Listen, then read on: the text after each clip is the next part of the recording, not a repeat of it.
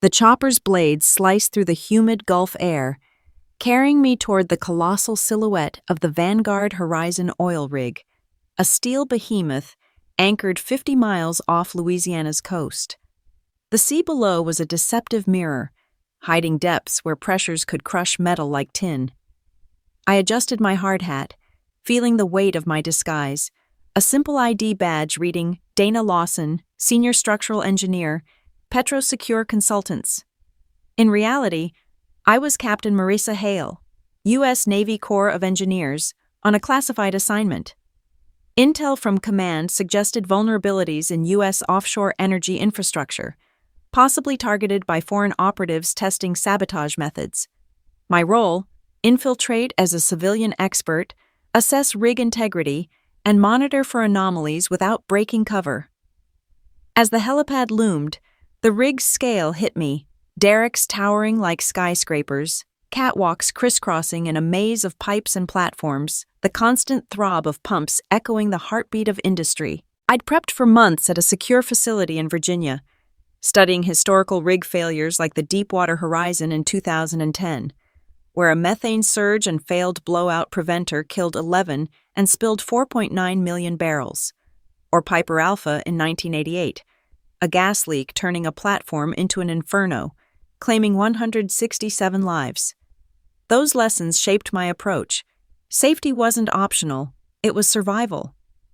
The pilot touched down with a thud, and I stepped out into the briny wind, duffel in hand. A stocky man in oil-stained coveralls approached, his face creased with sun and skepticism. "You the new engineer?" he grunted, extending a calloused hand. "Name's Victor Kane, Lid Roughneck. Hope you're not here to babysit us." I shook firmly, channeling my cover story. "Dana Lawson, specializing in deepwater structural assessments. I've worked platforms from Alaska to the North Sea." Victor's eyes narrowed, appraising my clean boots and pressed shirt. "North Sea? That's cold water stuff. This is Gulf heat. Real pressure. Follow me. The boss wants you briefed." We weaved through the rig's bowels, the air thick with diesel fumes and the metallic tang of crude. Crew members, drillers, tool pushers, a diverse mix of accents from Texas drawls to Filipino lilts, nodded curtly. Victor led me to the control shack, a humming nerve center of screens displaying seismic data and pressure gauges. "Your quarters are in B module," he said, handing me a key fob. "Shifts start at 0500. We're drilling a high-risk well, Macondo type, 18,000 feet deep. Any concerns from your expert eye?" I scanned the monitors, noting subtle fluctuations that could signal gas pockets, a common precursor to blowouts. But I played it casual. "Prelims look stable. I'll inspect the blowout preventer and risers first." Victor chuckled. A low rumble. "BOPS solid, certified last quarter. Don't go playing hero with your reports. We're on a tight schedule. BP's riding us hard." That evening, in the galley amid trays of greasy chow, I observed the crew dynamics. The rig was a floating outpost, 140 souls isolated, bound by grueling 12-hour shifts and fat paychecks. Whispers of corner cutting surfaced, skip maintenance to hit quotas, echoing the cost-saving blunders in deepwater investigations. My mission was clear: document irregularities, report via encrypted device, intervene only if lives were at stake. As a Navy engineer, I'd coordinated disaster responses, sealing oil spills with Coast Guard teams, engineering temporary dams and floods. Sitting idle felt wrong, but orders were orders. Victor plopped down opposite me, nursing a coffee. "So, engineer," he said with a smirk, "what's your deal? You look more like a desk gal than a rig rat." I leaned back. "Fieldwork mostly. Integrity tests, failure analyses. Fixed a collapsing derrick in the Bering Sea once." He burst out laughing, slapping the table. "Bering Sea? That's ice fishing. Out here, pressures hit 15,000 psi. You probably got your certs from a cereal box. Hope you don't freeze when things get slick." The mockery stung, but I let it slide, using it to blend. Little did he know my certs included advanced demolitions training and structural forensics from combat zones. As lights dimmed for night shift, I slipped to my bunk, the rig's vibrations a lullaby. Tomorrow, the real probe began, and with it, the first hints of trouble brewing below. The rig's alarm pierced the pre-dawn haze, pulling me from fitful sleep. I geared up, harness, tools, hidden recorder, and headed to the deck, where the Gulf's waves slapped rhythmically against the legs. My first full inspection awaited, a chance to map potential sabotage points. Command had flagged unusual electronic signatures from the rig, possibly hacked controls, reminiscent of cyber threats to infrastructure. Victor met me at the moon pool, the yawning opening where the drill string vanished into the abyss. "Morning, engineer," he said, his breath fogging in the chill. "We're running a pressure test on the casing. Make yourself useful." I nodded, eyes on the blowout preventer stack, a behemoth of valves designed to seal the well in emergencies. From my studies, BOP failures had doomed rigs like the Usuma Sinta in 2007, where a storm and jack-up collapse killed 22. As the test commenced, gauges flickered. "Pressure holding?" I asked, noting a dip. Victor waved it off. "Steady enough. Don't nitpick." But the data nagged. Subtle leaks could mean weak cement bonds, a flaw that triggered Deepwater's methane blowout. "Recommend a cement log test," I suggested. Victor's face split in a grin. "Log test? We're not in lab class. You engineers love your toys. Last guy suggested that. We laughed him off the platform." His crew joined the chuckles, a ritual hazing. I pressed, "It's standard. Halliburton mixes can fail under high PSI." Victor leaned in, voice dripping sarcasm. "Halliburton? BP swears by 'em. You're overthinking, kid. Real work's dirty, not diagrams." The laughter echoed, but I spotted his unease, a flicker in his eyes, perhaps from corporate pressure. Lunch brought more. In the mess, amid clanging trays, Victor regaled the table. "Our engineers got ideas. Wants logs on everything." Roars followed. I smiled thinly. Better safe than sorry. Remember Ixtok Y? Blowout lasted 10 months. Victor slapped my back. "Ancient history. You talk big, but let's see you handle a real shift." The jabs masked deeper issues. During afternoon rounds, I examined risers, pipes prone to fatigue. Corrosion spots hinted at neglected maintenance, aligning with reports from the Seacrest capsizing in 1989, where typhoon waves claimed 91. Discreetly, I tested a valve. It stuck, possibly tampered. "Victor, this needs replacement," I said later. He laughed. "Budget says no. You're funny, engineer. Always the hero." Nights were for intel.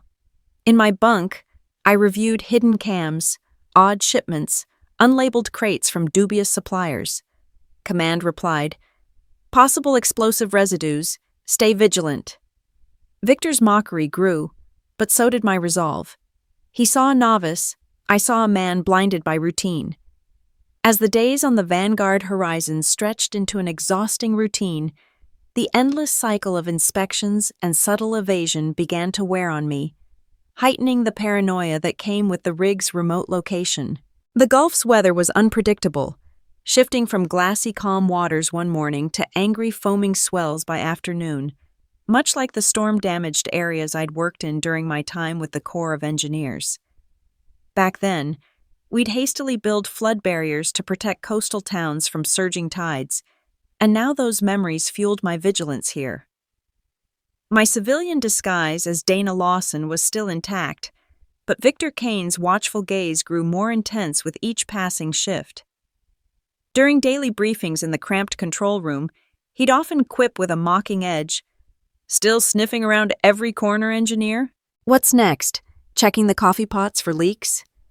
His laughter would ring out sharper than before, and the crew, loyal to their leader, would join in with uneasy chuckles, though I noticed a few hesitant glances exchanged among them. The turning point arrived one restless night when I couldn't ignore the nagging suspicions anymore.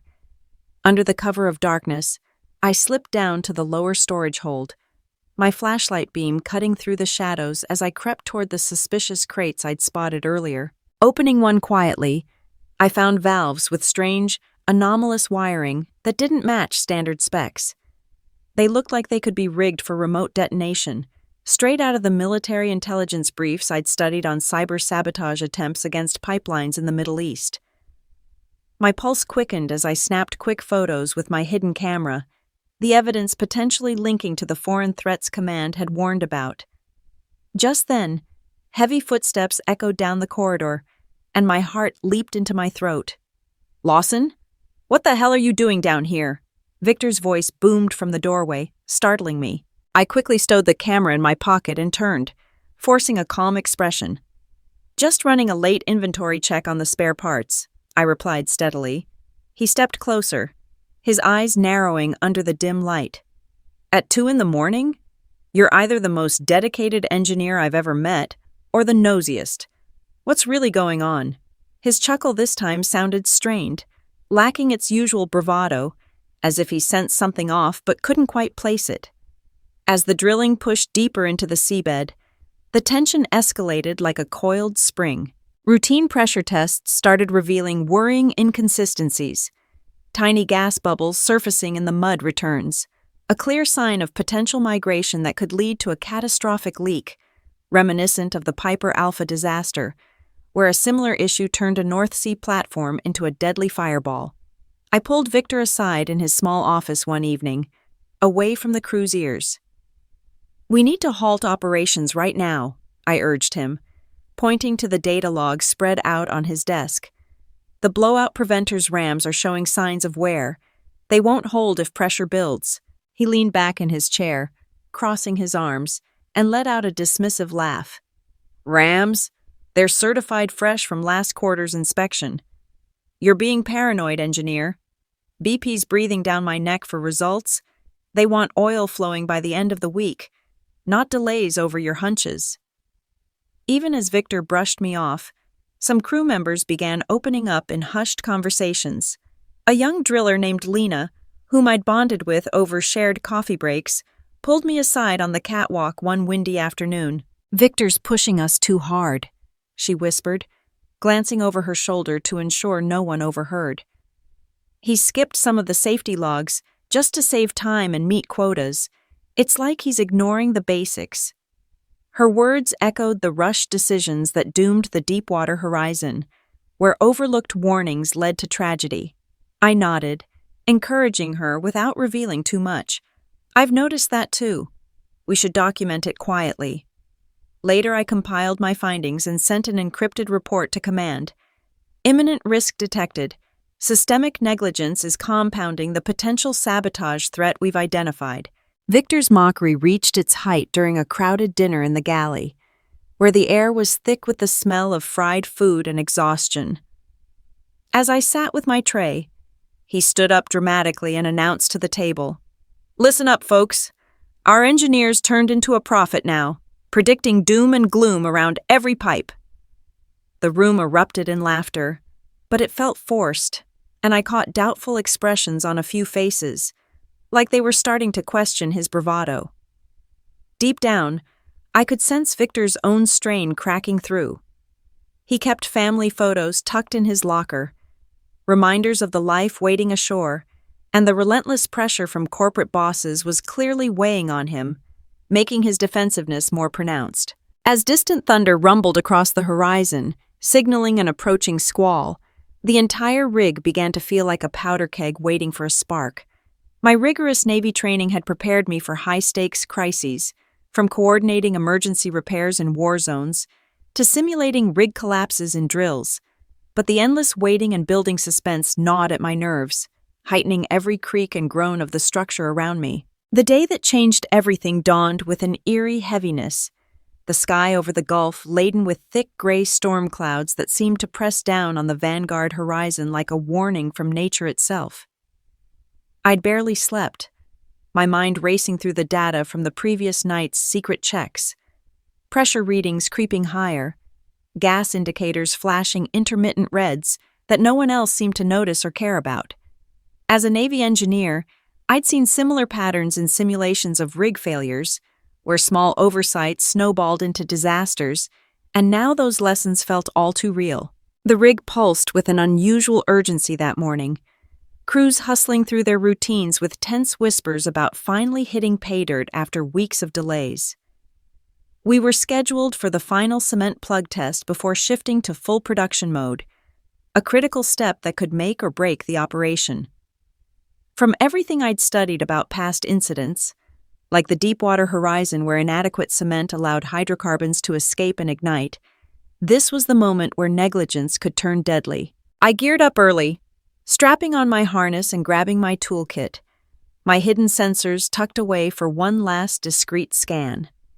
The deck was slick from overnight mist, and the waves below churned more aggressively than usual, slapping against the platform's massive legs with rhythmic thuds that vibrated through my boots. Victor was already in the control room when I arrived, barking orders at the team through the intercom. "All right, folks. Today's the big one. Cement plug test. Let's get this well sealed and start pumping oil. No screw-ups." His voice carried that familiar bravado, but I caught the strain in it, the way his hands gripped the console a little too tightly. As the monitors booted up, I double-checked the readings from my private logs. The anomalies were clear, subtle spikes in downhole pressure, hints of gas migration that could weaken the cement bond and lead to a surge.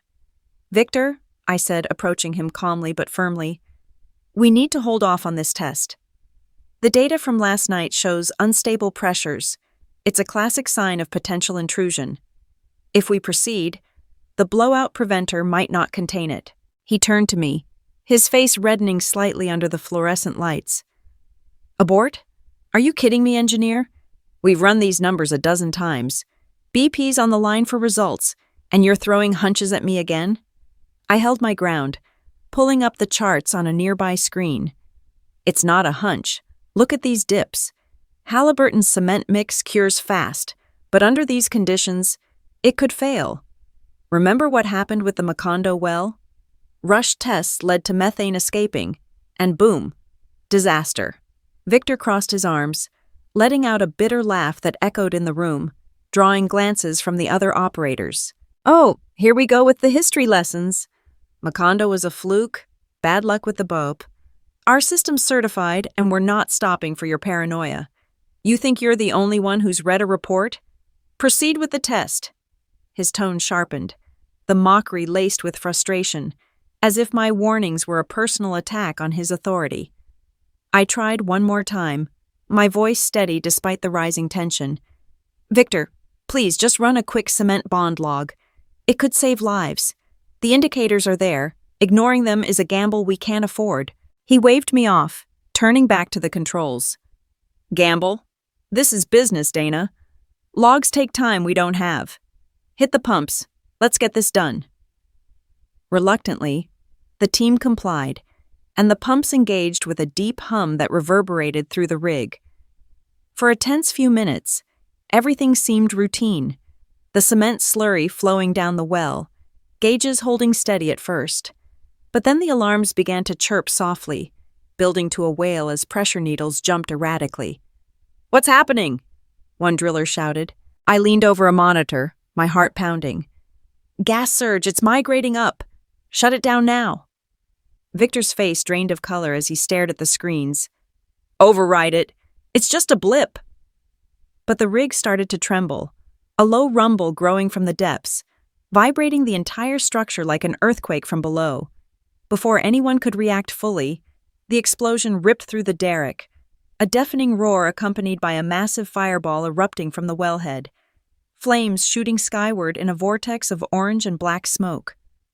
The force knocked me off my feet, slamming me against a console as shards of metal rained down. Alarms blared chaotically, red lights flashing everywhere, and the acrid smell of burning oil filled the air. Crew members screamed, scrambling for exits as pipes burst and decks buckled under the heat. My Navy training kicked in instantly, assess the damage, prioritize rescues. But in that moment, my carefully maintained cover as a civilian engineer shattered. There was no time for pretense. Lives were on the line, and action was the only option left. Steel beams twisted with agonizing groans, and secondary blasts echoed as gas vents ignited nearby. Through the chaos, I spotted Victor staggering near the moon pool, his face ashen with shock. "Everyone to the lifeboats!" I yelled over the din, my voice cutting through the panic as I pushed forward, ready to lead the evacuation. The rig, once a symbol of human ingenuity, was now a crumbling inferno, and survival depended on every second. The explosion's roar hit like a thunderclap from the depths, shaking the entire Vanguard Horizon to its core and sending a massive plume of flames shooting upward from the derrick. The air instantly turned scorching, the heat searing my skin through my coveralls as thick, acrid smoke billowed out, choking my lungs and stinging my eyes. I was thrown backward against a railing, the impact jarring my bones. But years of Navy training snapped me into action, assess the situation, prioritize evacuation, contain what I could, and rescue anyone trapped. The rig, once a humming machine of precision, was now a raging inferno, with twisted metal groaning under the stress and secondary blasts popping like fireworks as gas lines ignited one after another. Alarms wailed endlessly, red emergency lights flashing through the haze, and the deck tilted slightly as the structure began to compromise, waves crashing harder below as if the sea itself sensed the chaos. Staggering to my feet, I coughed through the smoke, my mind racing through the mental map I'd built during inspections, escape routes to the lifeboats on the lower decks, the helipad up top for potential airlifts, and key shut-off valves that might slow the spread of fire. Crew members were scattering in panic, some frozen in shock, others shouting incoherently as they grabbed survival gear. "Everyone, stay calm! Head to the muster stations!" I yelled, my voice cutting through the din with the authority honed from leading disaster response teams in the Corps. But my immediate focus zeroed in on the moon pool area, where the blowout preventer had failed spectacularly, the heart of the disaster, flames licking dangerously close to where I'd last seen Victor during the test. Pushing through the thickening smoke, I navigated the buckling catwalks, dodging falling debris and leaping over ruptured pipes spewing hot oil. The heat was intense, like standing too close to a blast furnace, and sweat poured down my face, mixing with soot. There, near the bob stack, I spotted Victor pinned under a collapsed beam, his leg trapped and flames creeping toward him from a nearby vent. His face was pale, streaked with grime, and he was struggling futilely to free himself. "Help! Somebody! Get this off me!" he cried out, his voice hoarse and desperate, a far cry from the mocking tone he'd used just hours before. I rushed over, dropping to my knees beside him despite the blistering heat radiating from the metal. "Victor, hold still! I'm getting you out!" I shouted, assessing the situation quickly. The beam was heavy, wedged at an awkward angle, but my demolition training from the Navy kicked in. I knew how to rig improvised levers for extraction in collapsed structures, skills I'd used in earthquake simulations and even real-world ops after hurricanes. Grabbing a nearby length of chain and a loose pry bar from the deck, I fashioned a quick fulcrum, wedging it under the beam. "This might hurt, but we have to move fast, the fire's spreading," I warned him, my muscles straining as I heaved with all my strength. Victor winced in pain, gripping my arm. "Who the hell are you, really? No regular engineer moves like this. It's like you've done this before," he gasped between gritted teeth, his eyes wide with a mix of fear and realization as another explosion rocked the platform nearby, sending sparks flying. I paused for a split second, the chaos around us, screams echoing, metal screeching, making the decision for me. My cover was blown anyway. Survival trumped secrecy now. "Military training," I admitted, grunting as I finally shifted the beam enough to free his leg. "U.S. Navy Corps of Engineers, undercover to check for threats. Now's not the time for details. Can you stand?" He nodded weakly, clutching his injured leg as I helped him up, slinging his arm over my shoulder. "Navy? Damn! I laughed at you. Called you paranoid. If we'd listened..." His voice trailed off into a cough from the smoke, regret flashing across his face amid the pain. We stumbled away from the moon pool, flames roaring behind us like a pursuing monster, the deck growing hotter underfoot. "Save the apologies for later," I replied firmly. guiding him toward a safer corridor. "We need to get to the lifeboats. There are others who need help too." As we moved, I spotted more crew in trouble. Lena, the driller who'd confided in me, was trapped behind a wall of fire near a vent, coughing and waving for assistance. "Over here!" she called weakly. Drawing on my skills, I quickly sealed off a nearby gas vent using an emergency shutoff I'd inspected days earlier, twisting the valve with a wrench from my belt to cut the fuel supply and dim the flames enough for passage. "Lena, come on, grab my hand!" I shouted, extending my arm through the gap. She grasped it tightly, pulling herself through. "Dana, or whatever your name is, you're saving us all," she panted, eyes grateful amid the terror. Together we directed stragglers toward the muster points, my voice steady as I barked orders. "Stick together, no running, watch for falling gear." Victor, limping but determined, even pitched in, yelling to a group of roughnecks, "Follow her! She knows what she's doing!" More explosions thundered, the rig listing further as structural supports gave way. But we made it to the lifeboat deck just as Coast Guard choppers appeared on the horizon, their rotors a welcome thrum over the cacophony. The helicopters swooped in low, dropping lines for the injured while lifeboats splashed into the water below, carrying waves of survivors to safety. As we were hoisted up, Victor turned to me, his expression a mix of awe and humility. "I owe you my life. Navy or not, you're the real deal."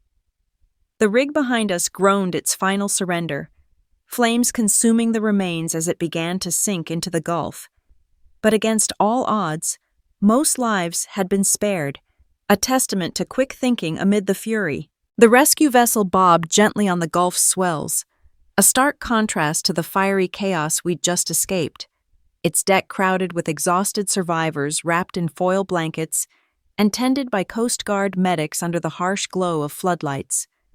The air smelled of salt water mixed with lingering smoke, and the distant rumble of helicopters ferrying the last of the crew ashore echoed like a fading nightmare.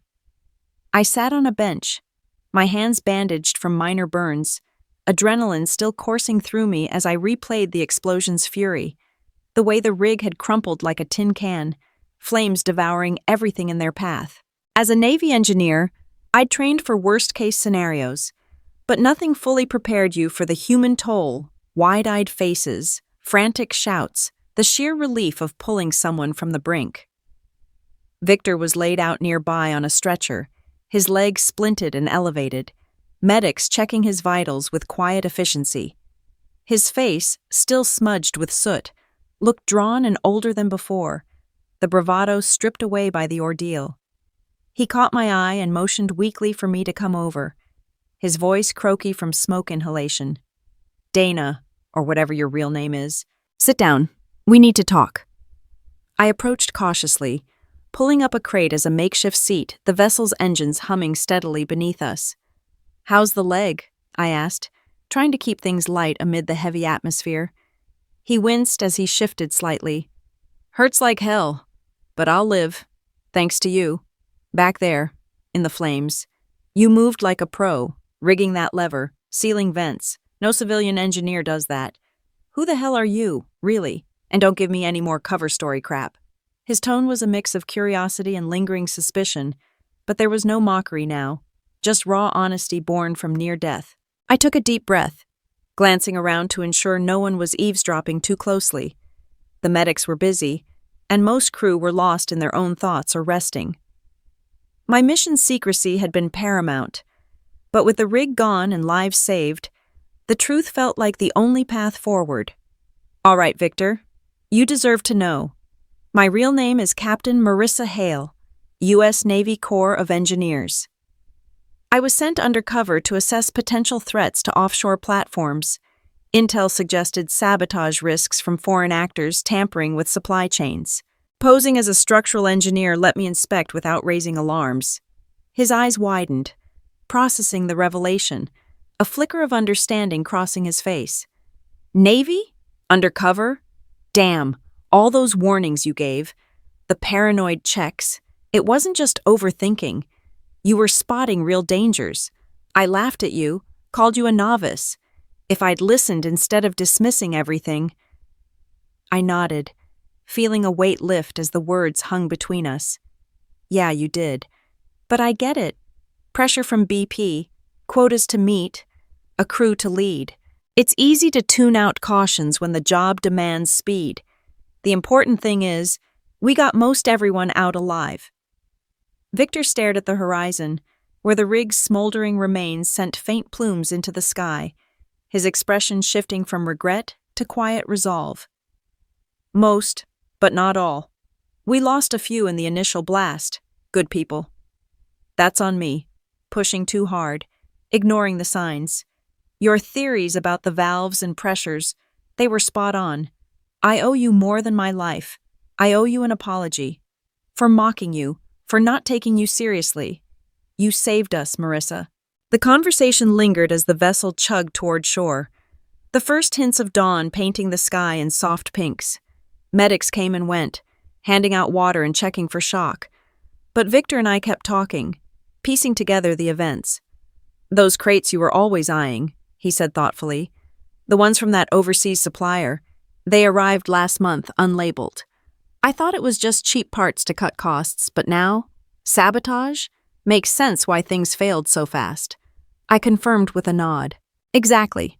My sensors picked up anomalies, weakened components designed to give under pressure. Combined with the skipped tests and rushed cement, it was a perfect storm.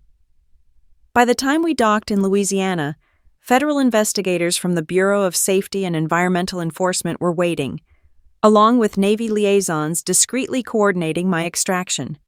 The debriefings began almost immediately in a makeshift command center at the port, tents filled with laptops, charts, and weary officials poring over preliminary reports. I provided my encrypted data logs, photos of the tampered valves, and eyewitness accounts, while Victor, from his hospital bed via video link, gave his testimony. This woman, Captain Hale, warned us repeatedly, he stated clearly, his voice steady despite the pain meds. She flagged the risks, but I dismissed her as an overcautious engineer. Her quick thinking during the blowout saved dozens, including me. The negligence was mine, pushing for speed over safety, but the real trigger was those faulty parts. Clear sabotage. The investigations unfolded over the following weeks, uncovering a web of corporate shortcuts and deliberate tampering, valves sourced from a shady international supplier linked to foreign interests, weakened hydraulics that failed exactly as planned. Headlines blared about the near-miss disaster, crediting an undercover hero for averting a full-scale environmental catastrophe. Reforms followed swiftly, stricter supply chain audits, mandatory independent inspections, and updated protocols echoing Deepwater's post-spill changes. Victor, recovering in a Houston hospital, reached out via email. They're rewriting the safety manuals because of what happened and what you did, he wrote. I've testified fully, owning my mistakes. Your courage turned my mockery into respect. If there's ever anything I can do. In the months following the Vanguard Horizon disaster, the weight of that fateful night clung to me like the persistent scent of smoke on my uniform. As Captain Marissa Hale, I'd returned to my Navy base in Virginia, where debriefings and investigations consumed my days. The rig's explosion replayed in my dreams, the deafening roar, the searing heat, the frantic cries of the crew. Therapy sessions helped, but true healing came unexpectedly through the man who'd once mocked me relentlessly, Victor Kane. At first, contact was formal. A letter arrived from him, postmarked from a small Texas town where he'd relocated after the rig's decommissioning. Dana, or should I say, Captain Hale, it began, his handwriting steady but laced with remorse. I laughed when you warned us, called you paranoid, but you saved my life, and dozens more. I was blind, pushing quotas over people. Thank you doesn't cut it, but it's a start. I stared at the words, emotions swirling, anger at his past hubris, relief at his survival, and a quiet satisfaction that my actions had sparked change. We started talking on calls, tentative at first. How's civilian life? I'd ask, easing into the conversation. Victor's voice, once booming with sarcasm, now carried a humbled tone. Rough, he'd admit. Lost the job but gained perspective. Been speaking at safety seminars, telling folks about skip tests, tampered gear. Your reports and the inquiry backed it all up. Our dialogues grew longer, delving into the rig's failures. I remember laughing at your Bering Sea story, he confessed one evening. Thought you were green, but you handled that chaos like a pro, rigging levers, sealing vents. Where'd you learn that? Military training, I replied softly. Corps of engineers, demolitions, rescues in war zones. But on the rig, it was instinct. He paused, the line crackling. Instinct I ignored. Corporate pressure broke me, but you rebuilt something in me. Those words bridged the gap. His redemption became mine too. Victor transformed into an advocate, testifying before congressional panels on offshore regulations, citing Deepwater and Piper Alpha as cautionary tales. We need engineers like her, he'd say, crediting me publicly. Our bond deepened over time. A visit to his home revealed a softer side, family photos, a wife who'd worried through his rig days. She says you gave me a second chance, he told me over coffee. We shared stories, his early roughneck years, my deployments. I mocked you to mask my fears, he admitted. Won't happen again. Logic dictated forgiveness. His change prevented future tragedies, honoring the lost.